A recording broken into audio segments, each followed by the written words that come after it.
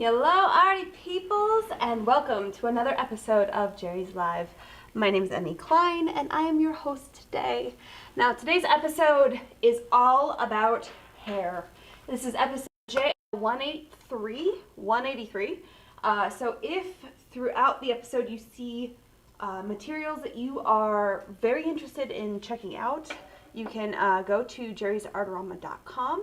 And in the search bar at the very top, type in the code JL183, which is backwards camera. It's like right here on the little corner here of the screen. So if you type in that code, everything that I'm using today will come up in a teacher's cart. You can very easily add it to your cart and check things out that way. So that is the code and how to find all the things. And today, like I said, we are painting hair. The reason why is because when I was back here in December, I was painting a portrait of, Father Time, and he had a bunch of hair, and I just never got to the point of actually painting it. And I know a couple of you had asked to show kind of how I approach that. So I wanted to show you guys a couple different options on how to paint hair. This isn't the end-all be-all. It is not the only way to paint hair. It's several different ways that I have kind of acquired over the years of painting portraits. And portraits are near and dear to my heart. Speaking of portraits, we right now have the 9th annual self-portrait contest, which you guys are absolutely welcome to join in on. The fun thing is that you do have to be 18 years or older to enter, but any media is accepted. Whether you paint, draw, collage, any of that is allowed, and any style as well. The only thing that we do not want to see is photography.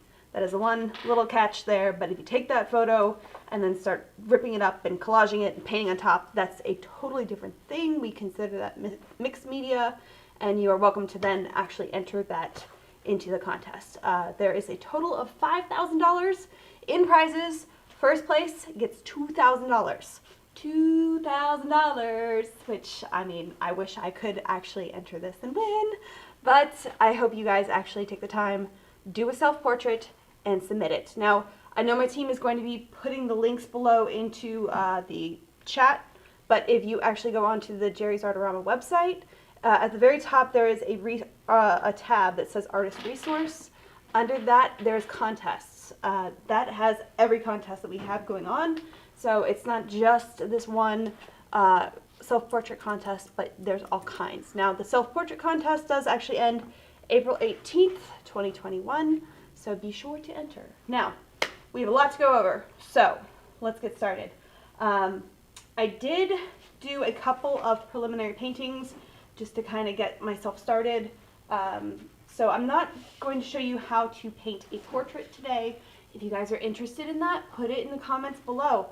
If you're interested in other things like different techniques, put that in the comments below. But today, we're not going over how to paint skin tones or anything.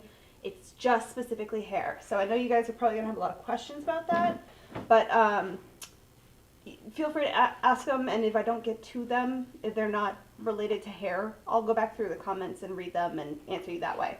So let's get started in oils. Today I'm going to actually be using the Lucas Studio set. This is the student grade version. Lucas has also a professional level, the 1862, but I wanted to show you everything I'm using here, with the exception of the design gouache, is student grade. So you don't have to have professional materials in order to get these techniques down. So feel free to use what you have, or get the Lucas Studio set, or the 1862 if you want a higher pigment concentrate in your paints. But these are really excellent. So it is a total of 12 colors in here. I did swatch them because you need to swatch. You need to swatch your art supplies. You absolutely need to. So this is one way of swatching, where you can actually have a black line going through. You can see at the very top, that's your mass tone straight out of the tube. That's what it's called, mass tone. Right in the middle is a glaze of the color, where you can see your undertones, whether or not it has like a purple hue or a blue or a red to your colors. So the very bottom is a tint, where it's the color mixed with white. That is how very traditionally you see paints being swatched, but that way you can see what your colors are going to really do. So let's jump in here. I'm going to be using the Imperial Bristle brush set. I have 10 of them here.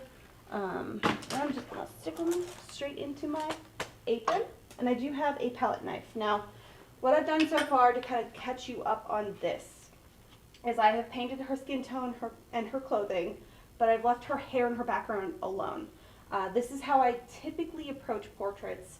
I tone the whole canvas, and then while it's still wet, I actually kind of go in and using the spike oil, I kind of almost erase out the oil. Now this is actually dry. I'm not going to touch her skin because I just did that the other day, so I'm feeling like some of that's probably still a little wet.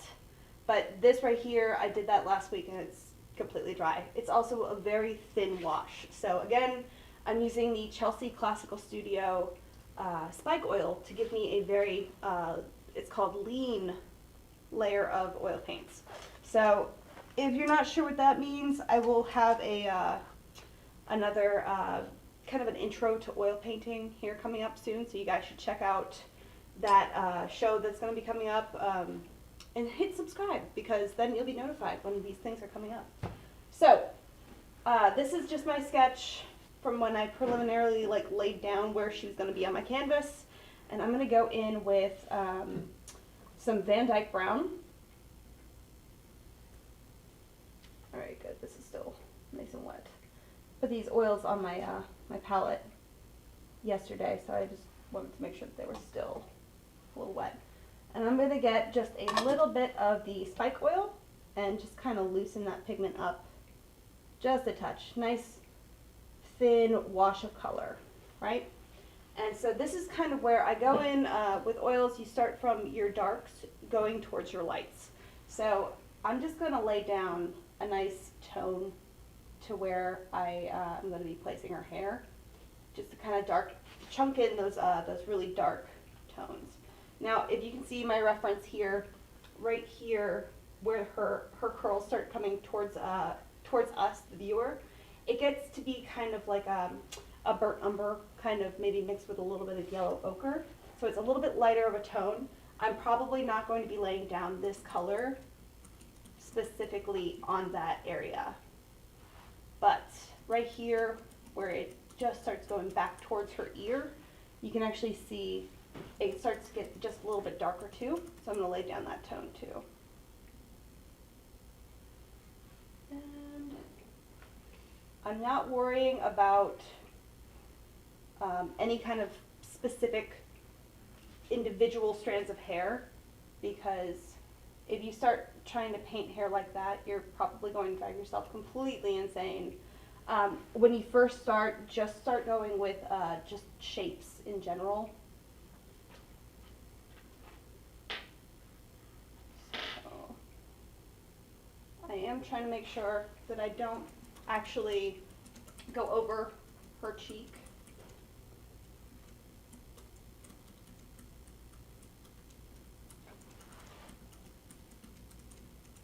Just wanted to kind of have a couple of those hairs kind of coming out just there.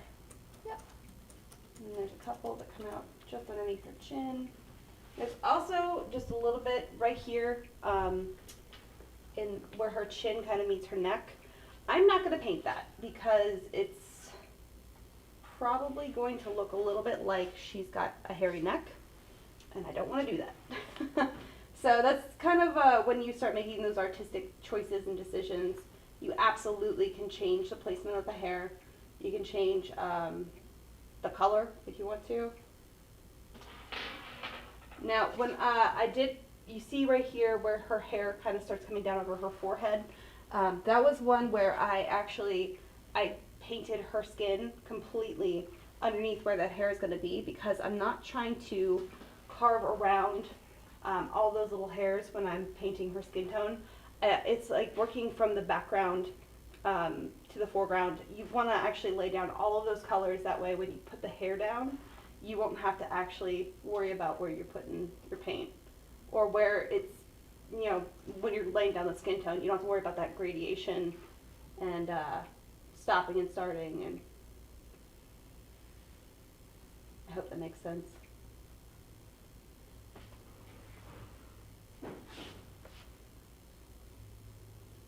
Now, Katie is definitely going to have to make sure that I stay within about 20 minutes for each media because we have 3 different to go over today. We're going to be working in, this is the oils section. Next I'm going to jump over to the acrylics, and then we're going to have gouache as well. So she's going to make sure I stay on track here as best as I can.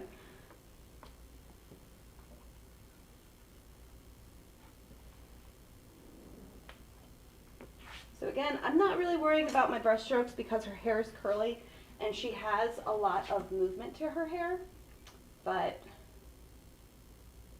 I just want to really make sure I'm focusing on kind of right now the dark and the lights, kind of where they are. And that one piece of hair kind of just goes over her ear. Emmy, will you remind them what brush you're using? I am using the Imperial Bristle. This is one of those bristles for oil paint. So the bristle itself is a natural hair. It holds onto your oils really well, and it's not really soft. It does have a lot of texture when you're painting with it, but when it comes to oil painting, I really, unless I'm doing very, very fine details, I like my bristles to have a lot of like stiffness to them because it helps me move my paints around. And the natural hair, like I said, it holds onto the oil pigments better than a synthetic hair, in my opinion. I'm sure there's some people that would fight me on that. But this is a 10 brush set, and so you get a range of different sizes. I'm using the number 4 bright right now. So it's pretty much one of my absolute favorite sizes and shape of brush, just because I like to lay down chunks of color. And if you use it sideways, you can get a nice thin line. If you use it kind of wide, almost like a chisel brush or a chisel marker, if you use it one direction, it's really thin. If you use it another direction, it's very fat and chunky. So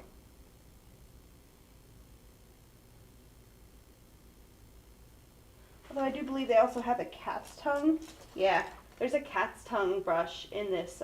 It's also a size 4, so very similar in sizes, but it's like a cat's tongue. That's what the shape is. So it's like a bright where it starts to round in, but it goes more to a point, but then it's a lot thinner. If you see that right there, yeah. So this is another one of my favorite brushes. It's just also really fun to say, cat's tongue. All right, so as you can see, I've put in just a solid chunk of color. Now, right where her hair actually comes out this direction, if I wanted to, I could also leave it the same color. But I'm going to start going in with the burnt sienna and a little bit of yellow ochre, like I said earlier. So burnt sienna, because this Van Dyke brown is a very dark brown, but the burnt sienna has a lot more reds to it, which is actually what I used to tone my canvas. It's one of my go-to when I tone canvases. So adding a little bit of yellow ochre to my color gives it this almost like an orangey-er look to it, because if you think about it, like burnt sienna is kind of like the red-ish tone of the browns, then yellow ochre is like the yellow version of those browns. So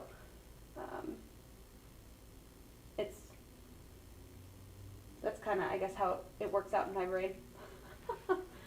Now, when I do lay down just a solid color like this, I do really try to focus on my edges. So if her hair was stick straight, I wouldn't have to really worry about that. I might have a couple flyaways, and you'll see that when I jump over to the acrylics, because the girl that I was painting for that, she has really, really straight hair.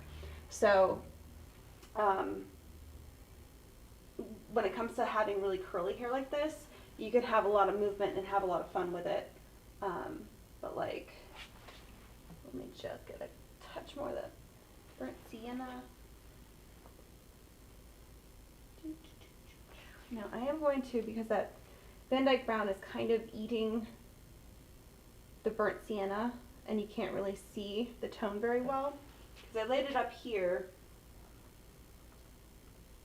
right here, and it's kind of just being eaten. So I'm adding a touch of titanium white just to kind of make sure that those lights come out.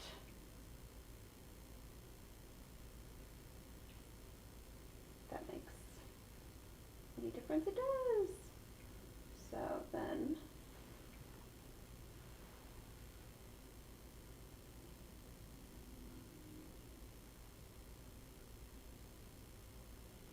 these are really, I'm just kind of just tapping my brush when it comes to curly hair. I really try not to paint every single little curl when I'm doing this technique specifically. So it gives the impression of the curls and a lot of like movement in the hair, but you're not having to sit there and paint every strand. Now, if you want to paint every strand, I'll show you how to do that, but that'll be acrylics.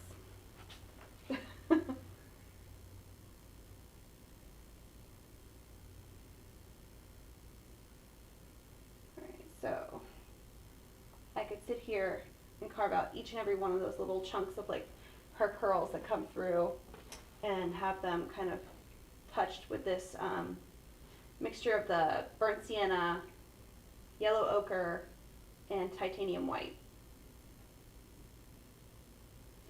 Like I said, I'm just looking at the picture and trying to make sure that I hit anywhere where there's just a lot of really bright highlights. I'm just tapping my brush. Then if I start mixing in, oh, what color is this? It's not lemon yellow, it's cadmium yellow. Cadmium yellow light. If I start adding in a little bit of the cadmium yellow, that tends to give you an idea of light hitting things, because if you think about it like this, the sun is a yellow light. So when you add in yellows to your colors and do that, it starts looking like lights hitting her curls.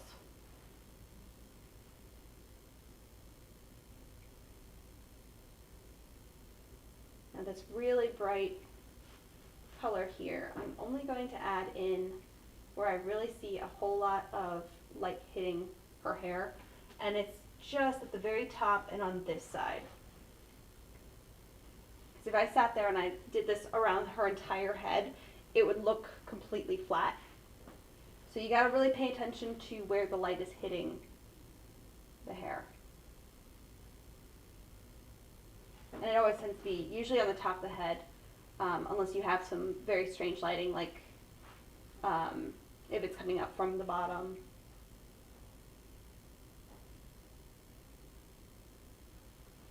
All right, now I do have a chunks of color there that I did not actually paint in, and the reason why is because, well, first of all, I need to clean my brush because I have all of these different kind of red tones to them. So if I do that, this right here is the Lavender brush cleaner, and I actually had somebody ask me this question before: can you use the Lavender brush cleaner like the spike oil and vice versa? And the answer is technically yes, but the brush cleaner is a lot stronger than the spike oil. So here's your spike oil, here's your brush cleaner. The set that I added to the teacher's cart comes with these washing bins and the 16-ounce bottle of the solvents. So again, these are all natural, they are non-toxic, which is fantastic, especially if you are painting inside your house. They actually really have a nice pleasant scent to them, but they clean your brushes really well, but the brush cleaner is specifically designed to clean brushes. The spike oil is designed to use almost like a solvent. So this right here, the reason why I didn't paint that little section is because I wanted to add some of this ultramarine to that Van Dyke brown, kind of for a almost like a muddy kind of blue. It reminds me of Payne's Gray, which is one of my favorite colors. So it's not boom in your face blue like ultramarine usually is, but it's a little bit more desaturated, because if you see in the reference, which it's hard for you guys to see, but I can, And this is one of those things that when you're looking at your reference photos, really try to see color. So shadows are more of the cooler colors, lights are more of those bright tones, and so I wanted to hit in here a couple of those blue kind of sections because it gets real shadowy in here, which is fun. I might do the same thing up here, maybe just a touch down here for a little bit of a visual interest. Now right here I'm going to leave that as a solid chunk of really dark color. Really hope you guys can see this because I realize it's probably really hard for you to tell the difference between like this dark blue there and kind of the dark brown that I had going on. I'm hoping the camera can pick that up. Okay, good. It's similar, but you can see a little difference. Just a touch. All right, so that's her hair. I'm going to leave that as is. Now the last step to this super easy, I almost call this like my sort of lazy technique, where I'm not painting every single individual hair. The last chunk of what I need to do is the background. So this, the color, or the reference photo that I have is like a minty kind of green, and that's where phthalo, the phthalo green is just a really pretty color because it has almost that mint kind of tone to it. So it's not like leafy green, it's kind of a really pretty turquoise kind of color. So yeah, in here in the reference photo, which I would also like to take a second to just say thank you to Will for going back and forth between my painting and the palette. He's doing a great job, guys. Round of applause for him. So right here, you can see though, with the shadow, it's a little bit bluer, and then over here is a little bit more of a yellow kind of minty tone. So that's what I'm going to do. I'm going to just leave the phthalo as it is with just a touch of white, and then I'm going to start carving out just around her hair. I'm really going to mainly focus around her hair, just so you guys can see what happens here. Now, if I don't hide all of this burnt sienna tone that I've laid down to begin with, I'm not going to worry about it. It will kind of sparkle through your paints, and that's kind of the fun part about laying down the tone. First is that if you lay down a tone that's like a bright magenta, that magenta color is going to kind of sparkle throughout your painting wherever you've left it kind of coming through, which is really fun. I was experimenting with that in college, so I would highly suggest you guys try the same. So I painted on black canvases and magenta, and I've even tried yellow before.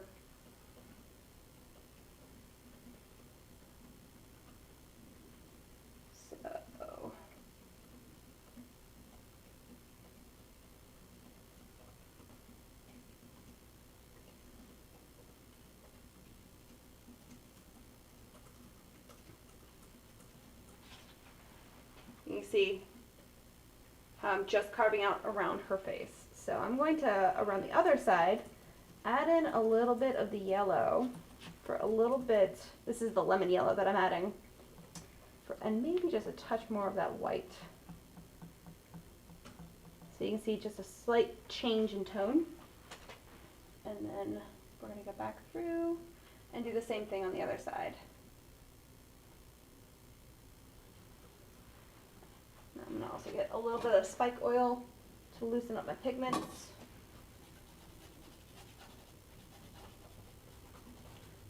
Katie is warning me that we are getting to the end of our time for the oils as well. Yep. So we are going to have to hurry. You technically are at the end of your 20 minutes, but oh no.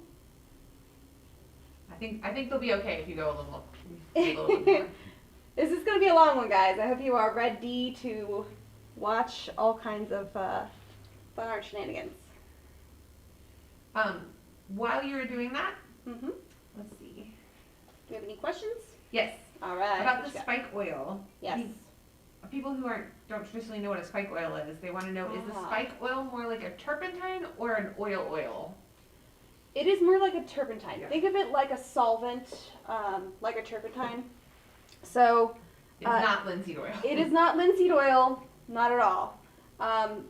But it does actually start to break the bonds of the oil paints.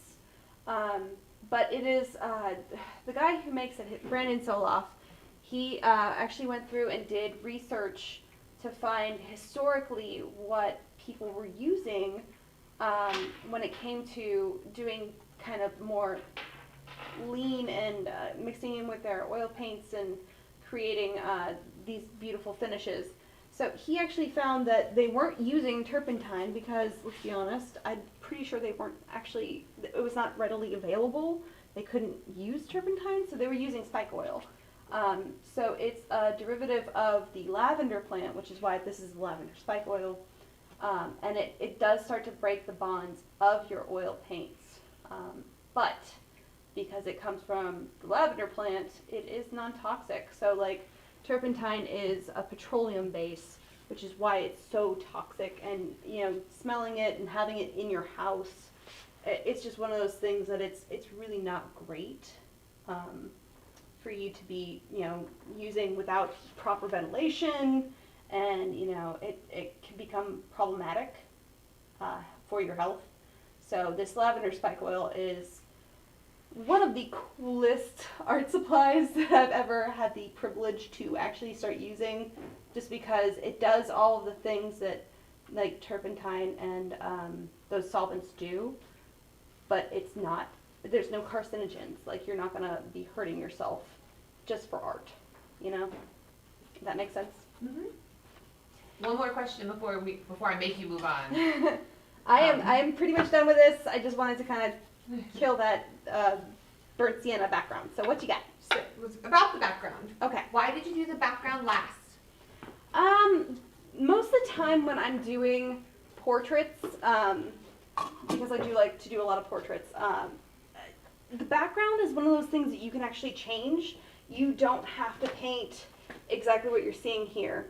So it's one of those things that, like, if you have like her skin tone right here, it's really, I have like a lot of lavenders and different, those like purpley kind of tones going through it.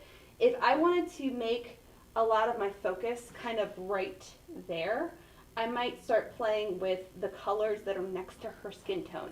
So the opposite of the color wheel is, the opposite of purple is yellow. So if I put more yellows right here, that would bring a lot of vibration between the lavenders and that yellow tone to make it kind of more of your eye would just go straight there because there'd be such a high contrast. So that's one of those things that sometimes I do the background last just to kind of play with those things.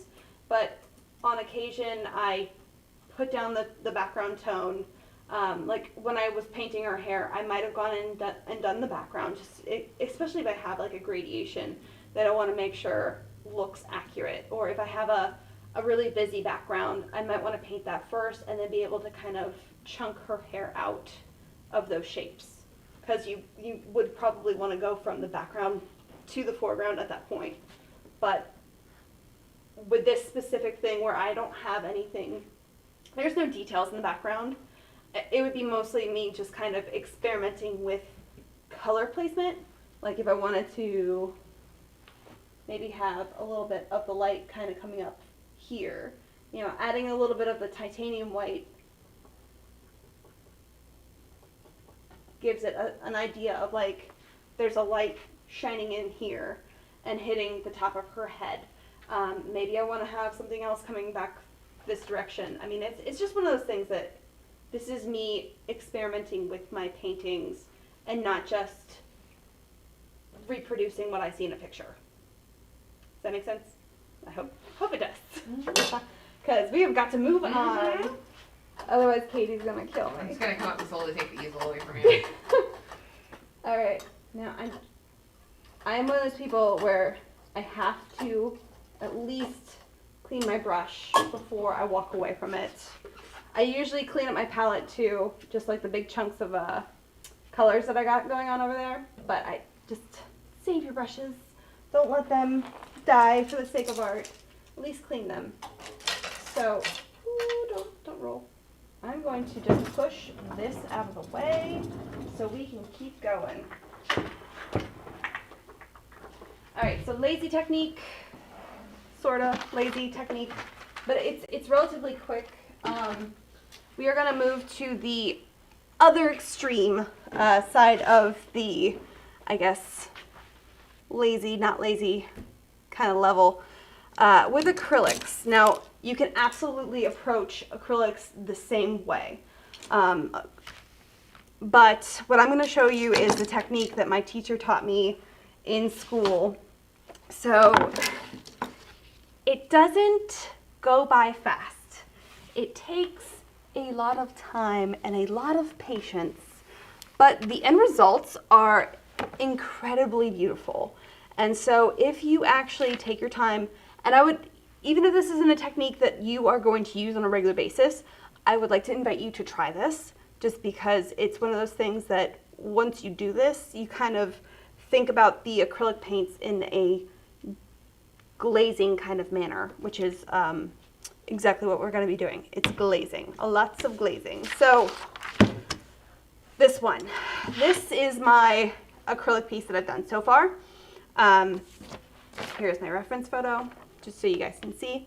It's just a girl holding a coffee cup, and it's the back of her head. Normally I would never paint this because it's a girl holding a coffee cup and it's the back of her head.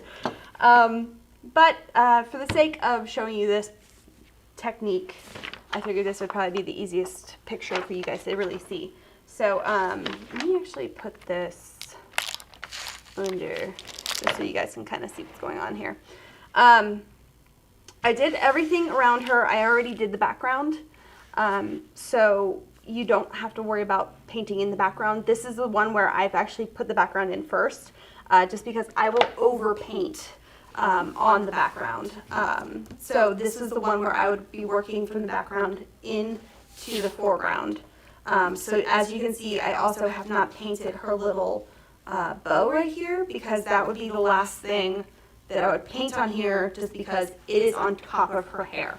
I would not want to try and paint that in first and then go in and try to noodle all these little fine hairs that she has. Her hair is very straight, but that would be a nightmare to try to do around this bow. Now, I might even paint over top of her skin a little bit, but it's not going to be a huge deal for me to fix the skin tone instead of having to deal with, like I said, that bow. So, let me kind of layer this because I'm working with space. I have a lot of stuff up here, so hopefully that won't be a big of an issue. Here's my palette. I'm using the Soho gray palette, where if you have acrylic on here and you let it dry, you can actually peel it right off. I, again, like to clean my palettes first before I take off, but that way I don't have to worry about cleaning it later. I'm a weirdo like that. So this right here, you can see I've actually toned the canvas with a Van Dyke brown. So this is that same one that I used in her hair, where it was not a very red kind of a tinge, because if you're looking at her hair in the reference photo, there's not a whole lot of red. There is some down here where you can see kind of her hair bending into that bow.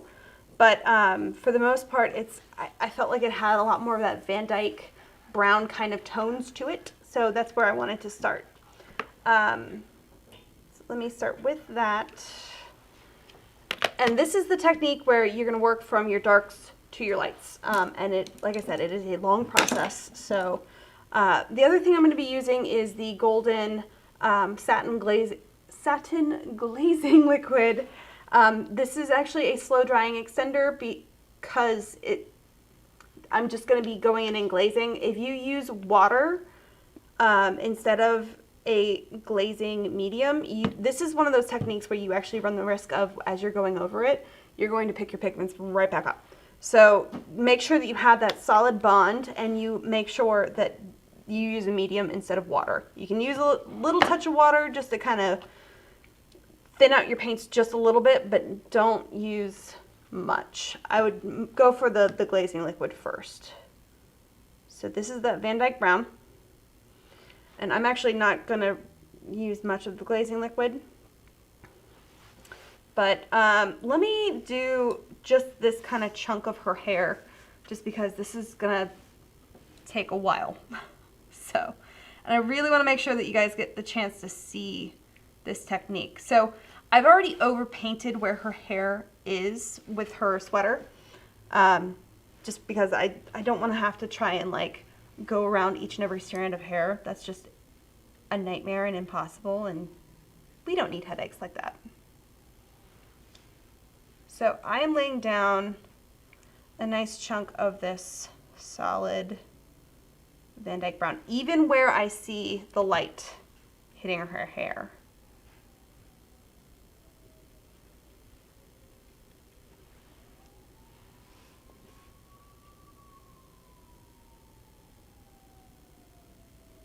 Alright, kind of comes over here, just a touch. I thought about getting this halfway through and showing you what it would look like, but to be completely honest, I had to prep 3 different canvases. So I was running out of time, and this is just one of those techniques that, like I said, it just takes a whole lot of patience, and I think I was mostly just out of it. Forgive me. All right. So because this is acrylics, it will dry fast. But the next thing you would do, let me hold my paintbrush back here, is you start going in with the different colors that you see. But you do this change extremely slowly. So this is what my teacher called the every hair on the dog technique. So you are essentially painting every single hair. Oh, and just to let you know, I am using the Berlin Creative Mark brushes. This is the round. When you are doing fine hairs like this, you really want to go with a round brush. I'm using the set that I actually just grabbed, and to be honest, there's only one round brush. I probably would even go finer than this. This is a size 2, and I'm dropping it. Thank God there's no paint on there. But I would probably go even smaller than this, but you definitely want a nice pointy round brush when you go into this technique. Oh, and I didn't even tell you what paints I'm using. Hello. I'm using the Kaleidoscope Artist acrylic set. There are 30 colors in here. So this is a really, really awesome student grade paint set that, again, I'm using a student grade set just because I wanted to show you that you can get these beautiful techniques done with student grade paint. You don't have to have the really fancy stuff, but if you have the fancier art supplies that have a higher pigment concentrate in it, it's going to make this whole technique a little bit easier, but you can still get it with these student grade paints. And again, if you can actually see in the little picture-in-picture here, swatch your acrylics just to see whether or not it's transparent, the different colors, what they can do, and that way you can really see your different colors. So I'm going in with a little bit of the yellow oxide, or I'm sorry, yellow ochre mixed in with the Van Dyke Brown, just a little touch of both, just to kind of give me a little bit of this like green yellow. And it's really hard to tell. Yeah, I need a little bit of glazing liquid here, or glazing medium. Wow, I think words are becoming hard again. Oh, it's gonna be one of those weeks. Excuse me. So I'm going in with a very light touch just to kind of lay down a couple of just marks of where I can kind of see this color. And this is also one of those techniques that you have to, as Katie likes to say, work through the ugly. It looks not great until all of a sudden it looks fantastic. So it's really hard to tell, but I added just a little bit of the yellow ochre, and you can kind of see down here where it's just a little bit darker, and then it's just starting to kind of pop up. So again, I'm going to go in with a little bit more yellow ochre just to kind of lighten it again. And the more transitions you have between your colors, the better this technique is going to look. And normally I would also let this dry for a little bit, but we are running out of time.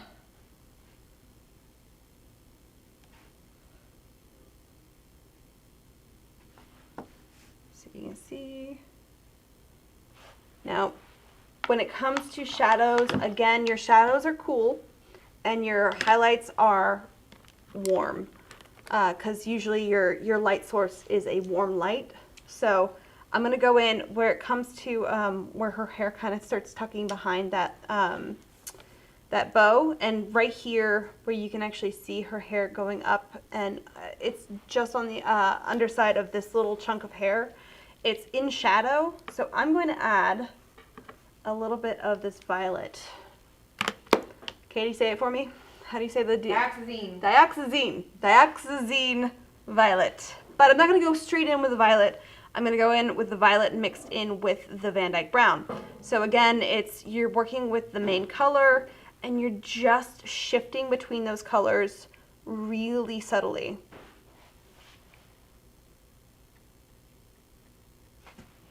And it starts to give you a little bit more of a shadow. Sorry, I'm hoping I'm like really on camera here. So you can see where I just added just a touch of that purple. It starts pushing it back in space. And then over here, I'm going to do the same thing. And the reason why I put this Van Dyke brown even over here where the highlights are is because your hair has all these different tones to them no matter which way you're turning. So even in the highlight, you can see a little touch of like this really dark color kind of coming through where the light's not actually hitting those strands. So when you start kind of going into those areas and you start building up your lights, if I just leave just a little sliver of that Van Dyke brown, it makes it look like it's realistic. This is definitely one of those more like realism techniques. So I'm gonna need, I like this yellow, but I think I'm gonna go with this one because I want just a touch more of that orange. So this is the Cadmium Yellow Light Hue. I'm gonna add just a touch of that. And I'm not squeezing out a whole lot of paint because this technique, you're gonna be doing a lot of layers. So because it is acrylic, it does dry. That's why I like to use this palette, because I can just peel these right off there if it dries on my palette. But that way I don't have to waste a whole lot of paint. Alright, so this really funky yellow is a little too yellow. So I'm going to start desaturating it with a little bit of the white. But I want it to not make a huge step between what I already have down here and this like crazy yellow. So I'm going to, again, use the glazing. So it's very, very thin layers. And a nice light touch. So this, I can start going in where the highlights are.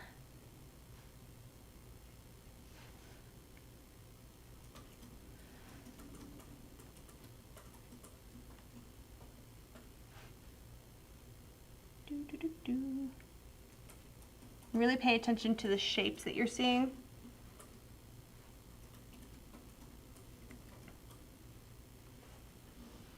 All right, and whatever you do, save your pure white for the very end. Because if you start going in with pure white, you're just going to kill all the colors that you've laid down in all these different layers, and it makes it look really chalky. And when you do white, like when it comes to this reference photo, I might only do just the tiniest touch of pure white right here and maybe right here. But that would be the only actual area where I would put a pure white. Everything else is going to be different tones of like a kind of a yellow, not beige, but like a really light yellow, if that makes any, I hope that makes sense.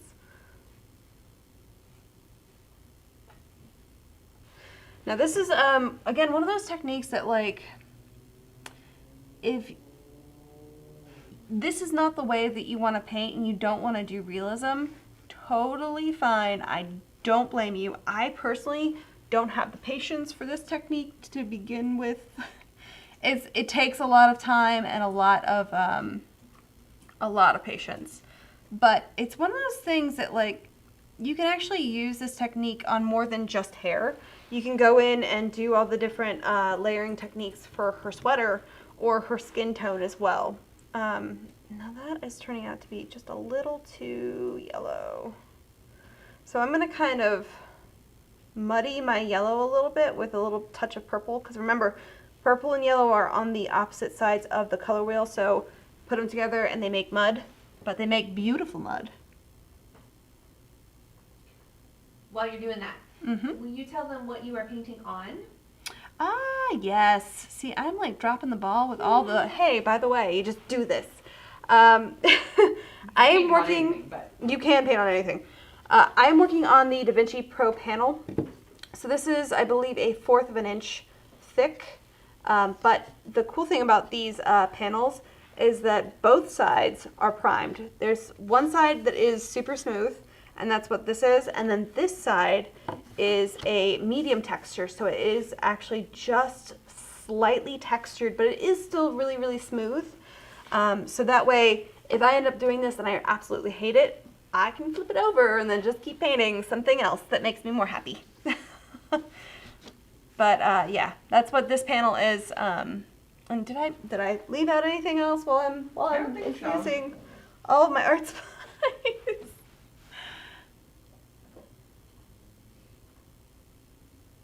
So, how are we doing on time, Katie? We've got about 6 minutes left on this one. Okay. So this one, again, it takes a really long time to just build up all those layers. We could always, too, if they wanted to see this to more completion, set up a time lapse when you want to work on it sometime this week, and we could post it in the group for them. That's and they true. Can see it if you guys want to see me finish this painting in a time lapse, put it in the comments, and then I will be forced to fully render her entire head of hair for you guys. I'll do it. I will absolutely do it if you make me. Otherwise, I might just pretend like that never happened. So I do want a little touch of this burnt sienna, just because I can see right here where the bow is, it gets a little bit more red, but it's not like boom in your face red, like a crimson red or anything like that, but it has a little bit of more of that, like, I love using burnt sienna for hair. It's just one of those colors that, I mean, I am a natural redhead. I feel like that's just my color, but it works really well in nature, because it's not a crazy, like, cherry red or anything like that, but it's got a nice subtle hue to it.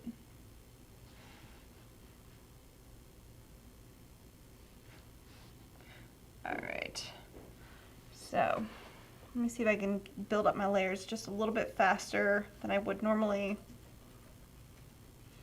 So I'm not leaning over. This is burnt sienna, yellow ochre, and titanium white that I'm going to be mixing over here. So it's just kind of giving that lighter tones.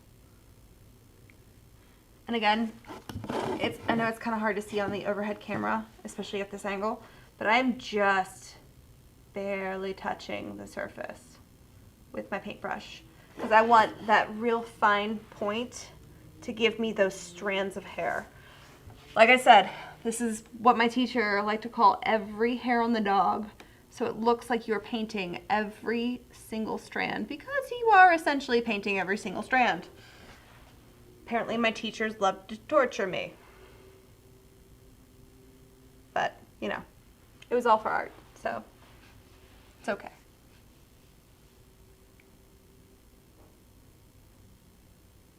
I paid my teachers to torture me. Is that? I feel like that should be the name of my book. All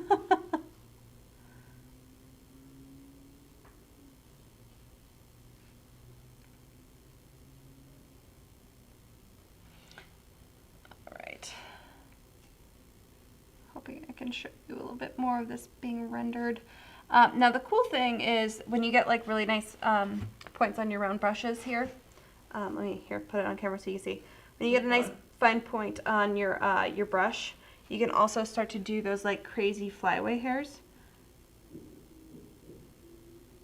And those are where I find it looks really realistic. But it's really hard to control if you're at a funny angle like I am. Let me get another, because it starts, I can see in this reference here, some of them are in the light, but then they start going off into the shadow. So again, this would be one of those things that I would try to transition.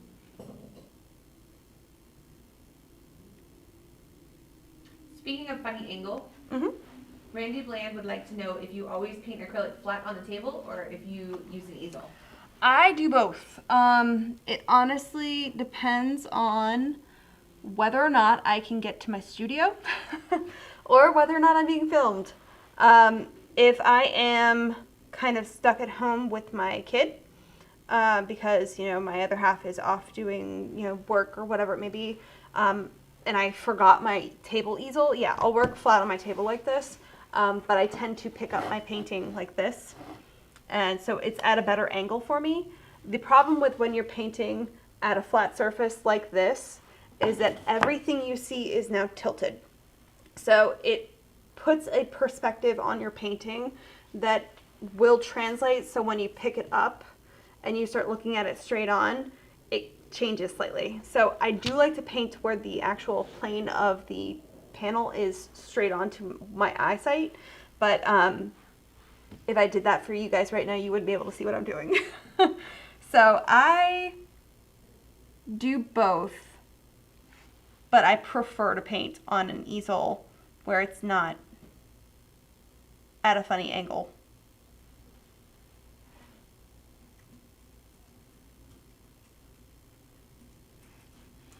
All right, so I think this is probably about as far as I'm going to be able to get. You've got about a minute left. Yes. Now, I did actually prepare a little bit for you guys here. Let me show you this. So, ta-da!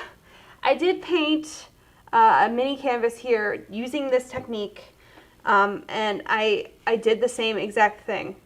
So what I started with this one was the burnt sienna, because this is a red fox, and as you can see, there's a lot of red tones in their hair, but even where you can see the white hairs here, excuse me, I actually ended up using the burnt sienna on the whole canvas, and then you kind of just sketch in wherever you need to put, you know, the eye and the nose and everything like that. And then with the white hair, I actually started off with this like blue color, and then I started laying that down and going in with the darker purples, and then I popped in the darker purples into this section. This isn't actually black, although I think I used just a touch of black in the corners, but this is a really, really dark purple, probably the violet mixed in with a little bit of the lamp black. So then I used the really bright, you can actually see the reds here that I used. So I believe this is the crimson. No, this is permanent red. Got my colors written on the other side. But you can see, like, I used the permanent red, and I believe that's the crimson there. And I just started touching that in, and then you got the yellows that I ended up using as well. And then eventually it got to those really bright whites. Sorry, I'm trying to make sure I'm on camera here. And if you can see it in the camera, none of this is pure white. None of this is pure white. The only pure white I have is just there in the eye. That is it. Because for the most part, you're not going to see a whole lot of pure white in fur like this. But wherever you put your pure whites, the eye is going to travel, because it's going to be like what my teacher used to call pings. It goes ping, ping, ping, ping, ping, and your eye just keeps kind of traveling, especially when there's a high contrast, like right there in the eye, where it's the darkest dark with the lightest light right next to each other. So that's where your eye is going to be immediately drawn. Everyone's eye loves those high contrasts like that. The other thing I did is another mini canvas. This is a kind of a combination of this Every Hair on the Dog plus what I did with the oils. So this one, hopefully you can see it. Sorry, I'm trying to make sure I'm on camera. I'm really bad at this because it's backwards to me. Sorry. So what I did is I actually chunked in the colors, and then I just added a touch of the highlights here and there. But really where it kind of comes together is where I took a really fine paintbrush and just did those flyaways and just the highlights. So I didn't actually do a whole lot of detail on this. It just looks like I did. So this is where you can kind of do a cross between the two methods. So that's why I'm saying this is a really long technique to do, but when you start slowly building your colors, it really starts to give you that realistic kind of bend to the hair where the highlights are just kind of just being hit here and there. So that is the acrylic technique. I would love to finish it, but I'm sure you guys did not put that in the comments, right? That you want to see me. Oh, everyone wants a time lapse. Oh, you want a time lapse. All right, all right. I will do this for you guys. You'll see the end result of this, but that's the technique that I'm going to be doing throughout the entire thing. I might even be able to do a voiceover for you guys, just so you can see and hear kind of what I'm doing. I'll explain it to you guys. So that was acrylic. Let me get this out of the way, because we now have gouache. And while I'm setting this up here for you guys, let me explain to you real quick, in case you are unfamiliar, what gouache is. Gouache, and this is not acryl gouache, this is traditional gouache. Gouache is an opaque watercolor. If you hear anything else about that it's like an acrylic mixed with watercolor, that's the acryl gouache.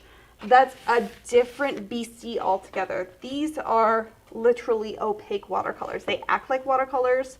They will re-wet.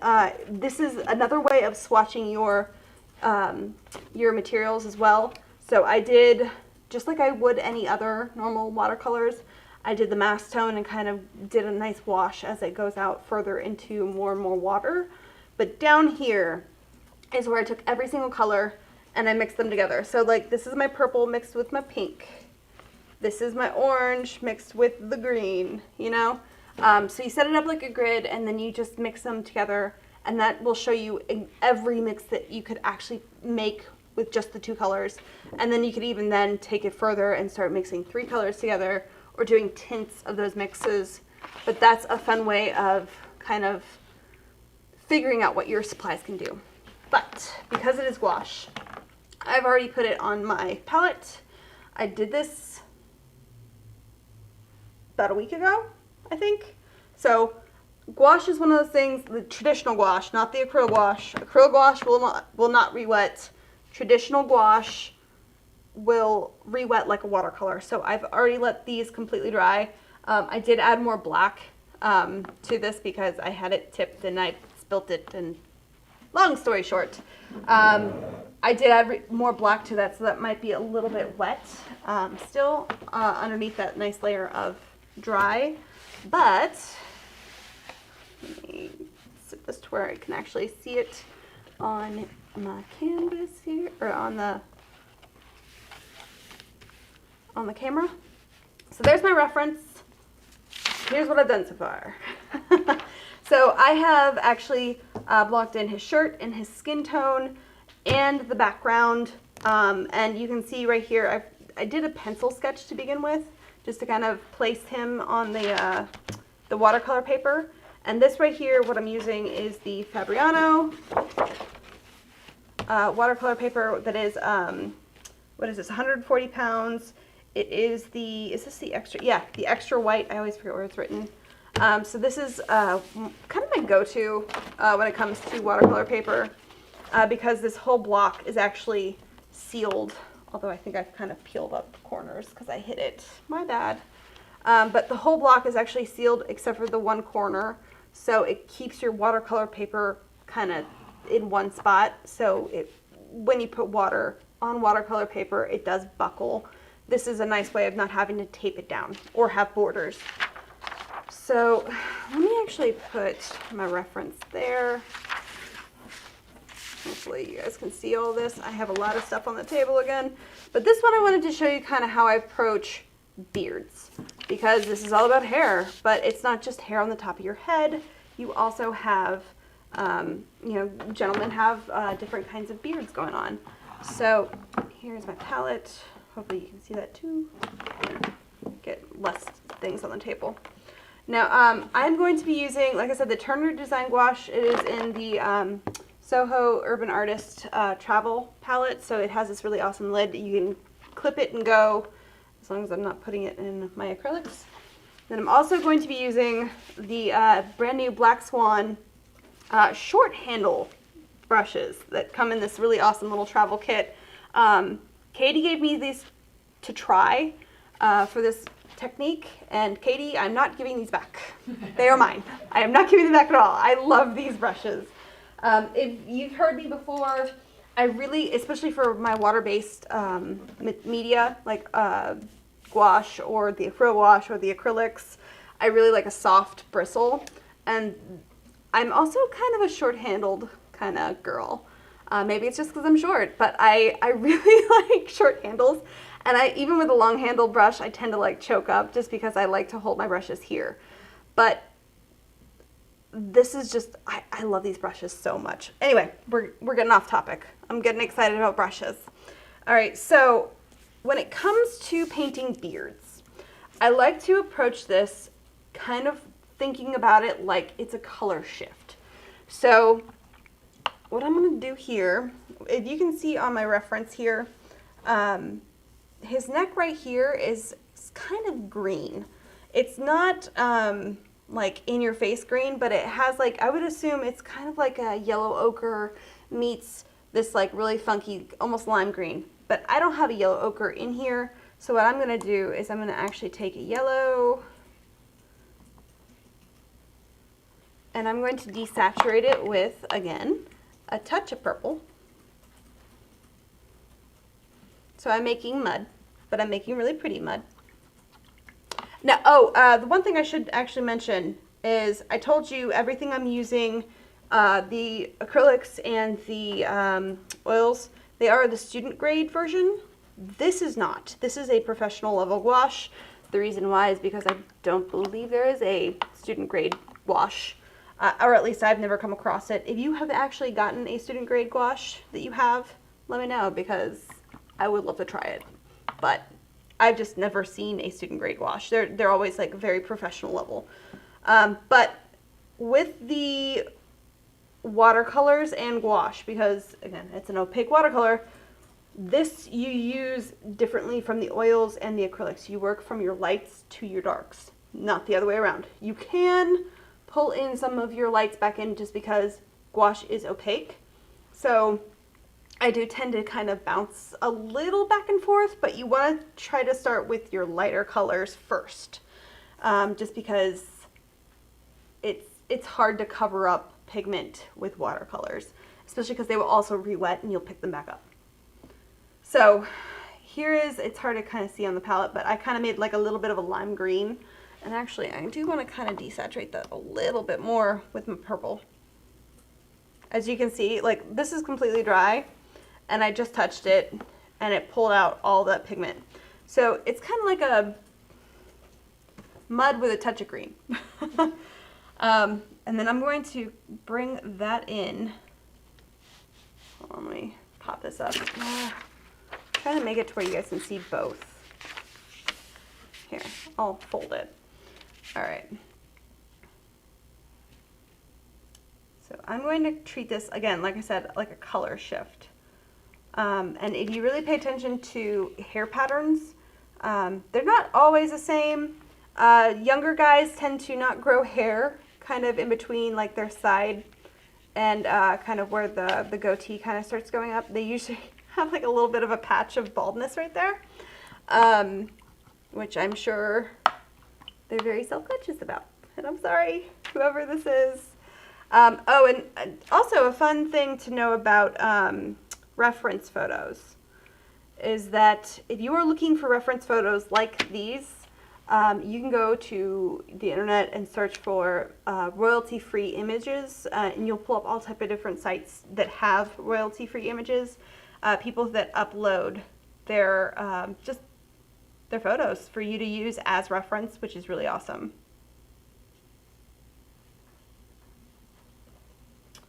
So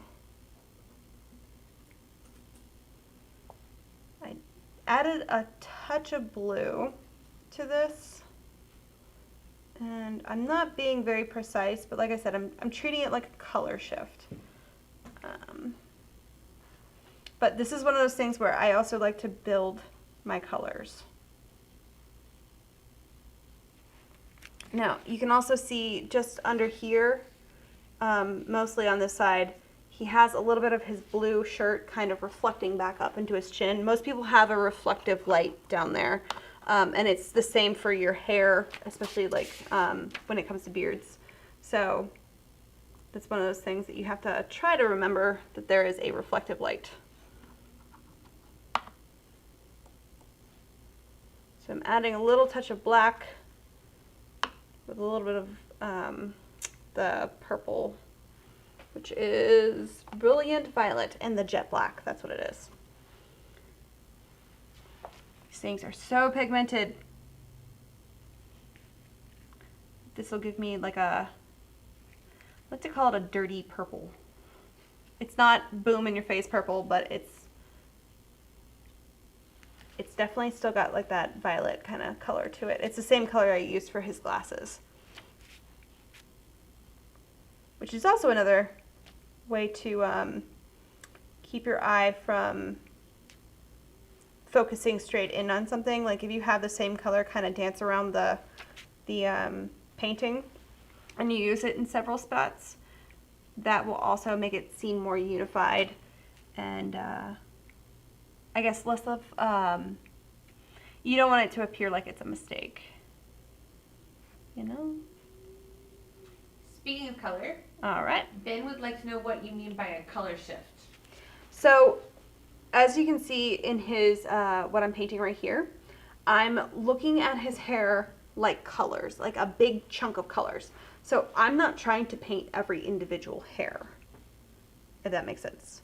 So I'm looking at like this chunk of his beard right here as one color, instead of I can see those different colors, and then I can also see each individual hair, which I can see that, you know, especially down here on his neck. Like I can absolutely, hopefully you guys can see this. Again, this is backwards, I'm sorry. I'm moving the wrong direction. You can see each individual hair. With what I'm doing right here, I'm not trying to paint each individual hair just yet, because you can absolutely go in and do a use this like a color shift, like I'm doing right now, and then once this kind of layer dries, you can absolutely go in and touch, just especially on the edges, and kind of treat this almost like the every hair on the dog technique, where you actually paint in fine little hairs. But you're going to need, if you're doing that, you're going to need something like this, which is so hard to see just because it's so little. This is a round brush and it is a 0. So that hair right there is so tiny, but it would be perfect for this, especially if you want to paint every tiny little hair on his face. You absolutely can do that. if you have the patience, unlike me. So,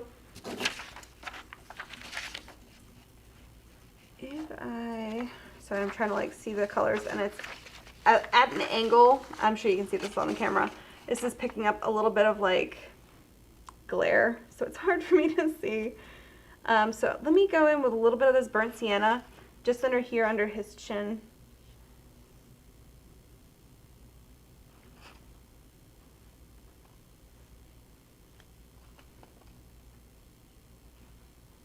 So that way,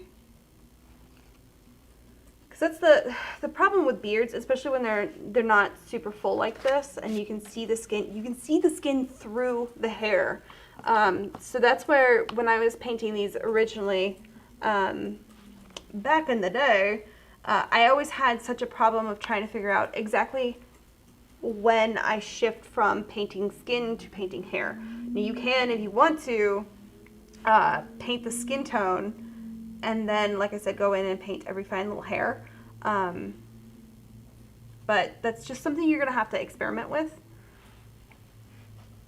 Again, all of these techniques that I'm showing you are transferable across the board. You can paint my lazy method, where I just kind of like blob in one color and then just touch a little bit of the highlights and that's it. Or you can paint every hair on the dog, no matter what media you're in. You just kind of have to know, like with oils, you're going to have to do glazing. And so if you do that with the oils, you're going to have to let it dry for several days before you go back in and start trying to mess with it, because you're going to pick your pigments back up.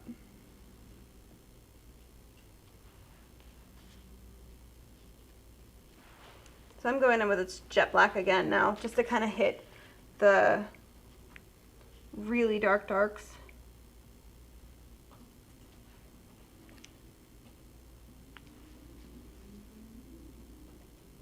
How are we doing on time?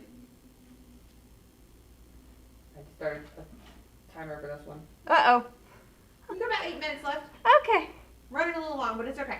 Yeah, I knew this was going to be a long one, guys, so it's just, there's all kinds of different techniques that I wanted to show you, and limited time. So there you go. That's just a quick couple of washes, just to kind of show you the different color shifts, and like even that green kind of color that I had originally going in, I lost a lot of that, so I might start going in with the green again and pulling that color shift back in. But this is one of those things where it's like, gouache is so forgiving just because it is opaque, and it just, you can pick up pigments, you can move them around, and then if you don't like it, you can just paint a solid color over top of it. And it's one of those things that I really enjoy, and always forget how much I enjoy gouache until I go back. And I also forgot that he has a mustache. Side note. I always think it's, sorry, a little funny. Maybe it's just me. Like, guys tend to have like just a little spot right in the middle where their beard splits. And it's just a skin tone. So that's why when I painted this originally, I had his skin tone right there. And it's just one of those things that I kind of giggle at when I'm painting. Because you'll have like, his hair is really super concentrated right there underneath his nose. And then there's just like this little strip of hair that's missing. A lot of guys have that. They also have, as you can see right here, there is skin showing between the mustache where the hair actually grows out of the face and your lip. There is just a slight, just a little gap between the two of them. And usually, especially on the upper lip right there, that's where you have a really bright highlight.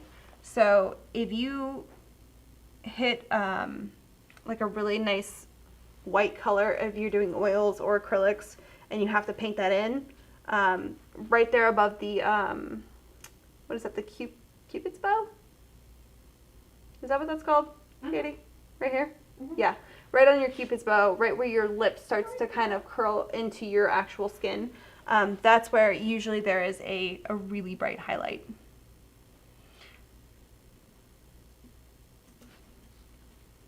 All right.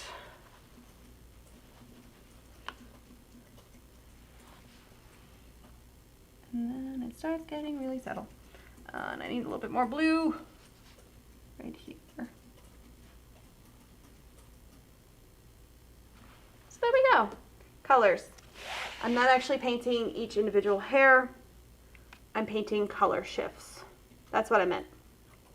So your eye actually, even though you're not seeing each individual hair, your eye puts together the information, or your brain puts together the information that that color right there equals beard.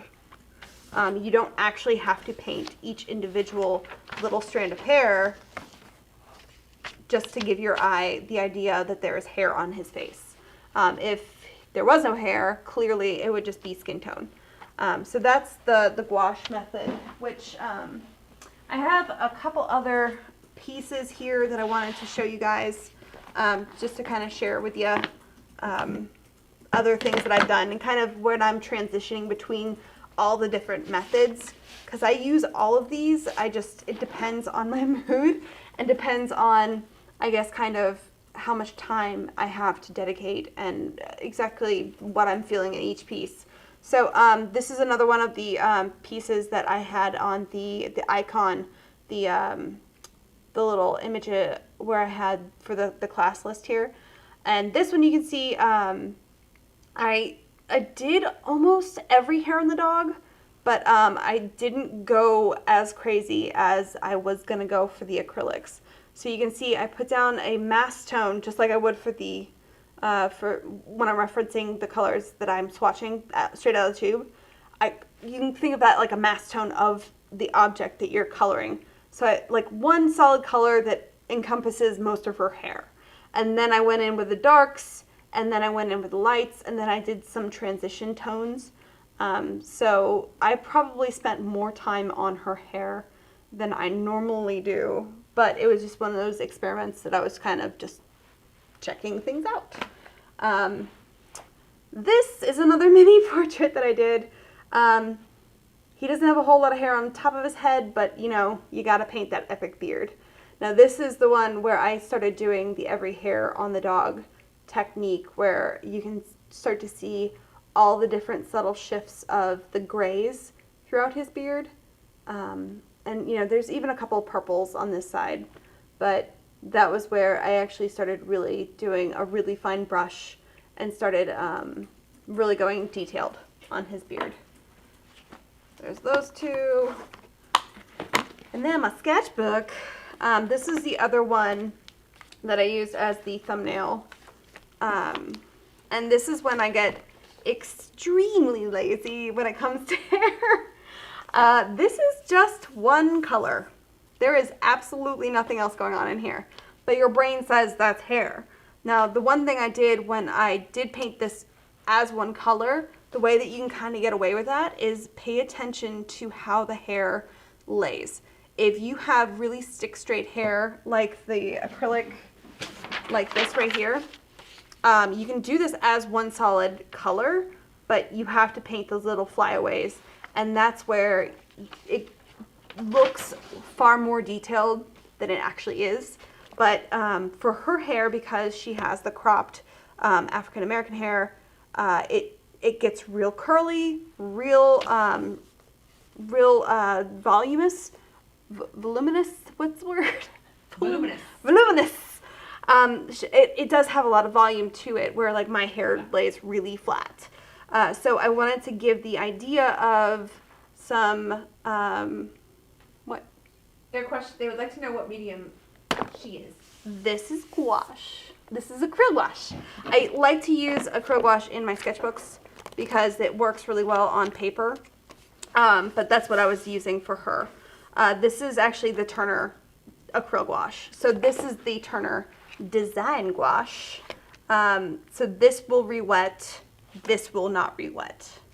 It has that acrylic property where it makes it permanent. And if I started painting on top of this, I could actually go in and paint little highlights on her hair. If I wanted to, I don't, but it won't actually pick up the pigment for this one. But I did really try to pay attention to the edges of her hair. That's what really gives it a more detailed look without having to actually go to the extreme of painting all of those details. And then I guess I can probably flip through here. Yeah, here's another one. This is, I believe, acrylic, and her hair, I mean, granted, some of the pages kind of stuck together because I think closed it a little too quickly, but her hair is actually ink, and everything else, I believe, is acrylic. So this is just a solid black ink, and I left touches of the skin tone coming through, especially on her forehead, and I didn't give you any other details. It's just a solid black color. So that's what I meant by you have to paint those little flyaways, and it makes it look really detailed and really interesting, but I'm not actually giving you any depth to the hair. Let's see, what else we got in here? Oh yeah. So these two was more of the every hair on the dog technique, and this is acrylic gouache as well, but I didn't do a whole lot of transitions between my colors, and you can tell. Like I maybe had 5 colors in his hair here. So, and you know, the same thing with the beard is that I put down the shifts of color, and then I started going in with a finer brush and started hinting at those little individual beard strands. But, I mean, I did start painting quite a lot of his beard there. And then this is, again, the same thing where I didn't do a whole lot of transitions. I think there's maybe 5 colors in his hair here. I did actually use Post-its. You can ignore this page. If you know this movie, then you know exactly what this page says, but ignore that. This is, of course, Bill Murray, and this is one where I really kind of focus on, like, you can see his crazy eyebrows. This is the every hair on the dog technique, where I was painting, I think I did, like, the mask tone again, kind of like I did with this one, and then I started going in and painting all of those shifts of color until slowly building all of my different highlights up on his face and his eyebrows. Although his eyebrows don't have a whole lot of color shift, but that's that one. And then, yep, there we go, another one. This is sort of like I did with the other ones, where it wasn't, it's kind of like the every hair on the dog, but I didn't do a whole lot of transitions between the color. And I don't know if I like it or not, because it's Post Malone and he's got kind of that crazy vibe. So that's why, like, all these like little flyaways kind of add to it. But if it wasn't him, I don't know how much this would work for this portrait, I guess, you know? I don't know if I got anything else in here. We do have one question about the girl with the short bob. Yeah, this one? No, the separate one. The orange background, she's got the short bob in the bangs, yeah. Yes. What is that? This is oils. Oh, it's very shiny. It is very shiny because I also was testing out resin, and I put a layer of resin on this. So this is a panel.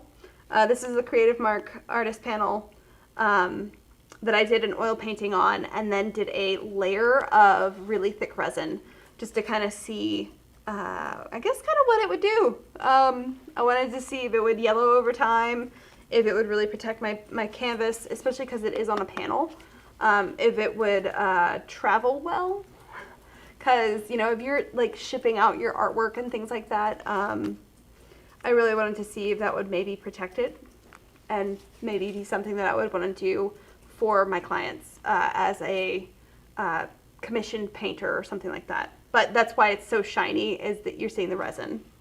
So I don't know if there's anything else in here as far as painting. Like, yeah, there's my twin nieces. They had, again, this is not the every hair on the dog technique, but sorry, it's got a varnish on there that's making it a little shiny. But I did just kind of hint at the different colors of where their hair is. But it was just a really fun thing to do. That's drawing. That's a drawing. And I think that's it in my sketchbook. Oh wait, no. We got a Danny DeVito because we had to have a Danny DeVito. So this is actually the scene in It's Always Sunny in Philadelphia where he is an art critic and he's got this crazy white wig on. So this was actually where I had laid down the darker tones and I put in just a lot of white, just to kind of, I wasn't honestly, other than like where you can see the individual strands, I wasn't really paying attention to my brush strokes other than going and just kind of wiggling my brush down, just to kind of give it that crazy frizzy kind of energy. But like you can still see, I didn't work a whole lot on this. It was probably done within like an hour or so, so it's not as fully rendered as I would probably want it, but this is the acrylic gouache, and I was going in on a solid black. I think I'd put ink down on my paper, so it was all solid black, and then I started painting on top of that. So that's where I just really started laying down a whole lot of white, but because of what he looked like in the image, it just kind of worked. But sketchbooks are awesome. You should get one just to kind of make sure that you can experiment with things like this, especially if you're working with like gouache or acrylic. If you're using oils, don't put it on paper, just because as soon as you put oils onto actual paper, it starts to destroy the fibers of that paper, and your artwork will not be archival. So if you do work with oils, sketchbooks are, you can still experiment in them, but just not with oils. But yeah, no, you should absolutely get a sketchbook and start doing these different techniques and trying to see exactly how far you can push them. So that, my friends, was hair. Are there any other questions? I'm sure there's a couple. There's lots. Well, there yeah. Lots of questions, but I think there's lots of questions that are really good ideas. Okay. For other episodes. I love it. A can of worms there. Uh-oh. We opened a can of worms. I am totally okay with that. Now, I absolutely am going to be going through all of your comments and making sure I read through them, and if I have something that is going to take me a lot of time to explain, I'm probably going to do an entire episode on it. So if I do that, I'm going to just comment on there. This is going to be a future episode. So take the time right now, hit the like button, hit the subscribe button. Make sure you hit the bell if you're on YouTube to get notified of when we do these videos. And I'm also part of the Jerry's Live Facebook group, so I will be putting in updates on the different things that I do. We're going to post my time lapse of my acrylic painting there. That way, we can probably put it on YouTube as well. Mm-hmm. And so that way you guys can absolutely see these different updates coming to you. Besides all of the updates in the Jerry's Live Facebook group, we also, it's a community of artists kind of coming together to help other artists. So it's not just me, it's all artists across, the world. Are we international? I think there's, yeah, I'm pretty sure there's international artists in there too, so, I'm going to tell you where yeah, you're in the you guys, comments, so tell me where you're from, because I want to know. We have somebody who's watching with breakfast. Somebody's watching with breakfast? Uh-huh. Oh, I'm kind of jealous. I want breakfast. I can have breakfast for dinner. It's really dark here, but that's okay. But yes, Facebook Live group. Also, I have a Facebook account for just specifically me. It is Emmy, host of Jerry's Live. You can absolutely like that page as well, and then interact with me as well on there. Send me direct messages if you have questions. Now, if you go on Instagram, you can always like the Jerry's Artarama Instagram account, and then I will be also monitoring that. If you tag anything that's related to this with your artwork, specifically about hair, tag it with the code JL183. That way I can actually find it. Very helpful. And then you can also find my actual Instagram account, which is at misscakes.art, because I'm Miss Cakes. Now, that is, I think, all of our different accounts. YouTube, Instagram, Facebook, right? Yes. They can find you. So, They're gonna find you. Yes, find me. I want to interact with you guys and talk about art and all your questions. So I'm sure we are completely out of time because we had so much going on today. I will answer your questions in writing, and if you guys have any other things that you want to throw at me, please do. But definitely join me next week because I might be crying. Katie's laughing at me right now. I might be crying because, and I stuck it down here so you guys can see. We have a mystery art box show. Katie and the crew have filled this box with art supplies. I have not been allowed to see what's in there. I have no idea. I have not been able to check the teacher cart. I didn't put it together. You guys can actually go look at the teacher cart because it's under the code JL184. And there are 15 items in this box. We'll talk about it on the next show, but I have to make art with whatever's in here. I have not a clue. So I'm either going to be really excited or very sad. I don't know, but it's going to be a fun episode anyway. So please join me next week. And make sure to definitely subscribe so you can see when we're coming out with all these different things. So I hope you guys enjoyed the show, and thank you so much for joining me.